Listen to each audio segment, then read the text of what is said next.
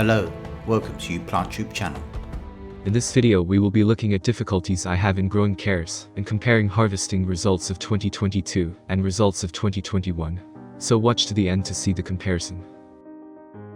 When you gain more experience when gardening vegetables, one of the things you discover is that some crops are really simple to grow and produce good yields with little work. On the other hand, other crops are more challenging, almost impossible, frequently because of the incorrect climate or environment. But some crops are more bewildering since they appear to be straightforward to grow because they are so widespread, but turn out to be rather challenging. Carrots have been difficult for me to cultivate. If carrots weren't such a significant and practical food that practically everyone wants lots of, it sometimes seems like it wouldn't be worth the hassle, and that attention should be directed toward more reliable crops. There are numerous potential causes for this failure, and a handful of them hurt the main crop of carrots I grew in the raised container last year. Having chosen the best containers that I had amended last year to grow this crop, I had great hopes when I started. Compared to the other containers, this one's topsoil was less compacted and deeper, with less stones and perennial weeds. The carrots will benefit from this, and I anticipated for a bumper crop, so I scattered plenty of seeds. If everything had gone according to plan, a lot of carrots would have been produced more than enough to feed a typical family through the following months. How to grow. Carrot seedlings do not transplant well, so you'll need to start with a packet of seeds or seeds that have been harvested from a previous crop. You can sow seeds in your containers outdoors as early as 2 to 3 weeks before the last expected frost date for your area. To jumpstart the process, you can start seeds indoors in biodegradable pots a few weeks ahead of time. Water the pot or pots of soil thoroughly, and let all the water drain through. Gently sprinkle carrot seeds over the moist soil.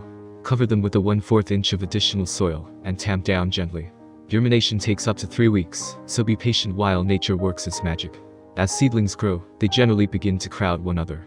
When they have their first set of true leaves, trim away the weaker ones with a pair of scissors, or pull them gently up by their roots.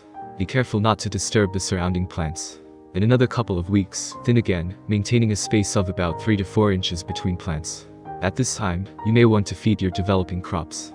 You can use a general-purpose vegetable fertilizer that is low in nitrogen. Excess nitrogen can promote too much foliage and too few carrots. To ensure proper drainage and optimum root growth, the potting medium must be smooth, bright, and airy. In soil with a high potassium level that promotes root growth, carrots thrive. The soil from your garden can be used, however it's advised that you test the soil first and make any necessary amendments. A flowering carrot. It turns out that it is not unusual. A flowering carrot is frequently a sign that the plant has bolted and won't produce edible roots anymore. After a batch of seeds is sown, flowering carrots will occasionally appear for a variety of reasons.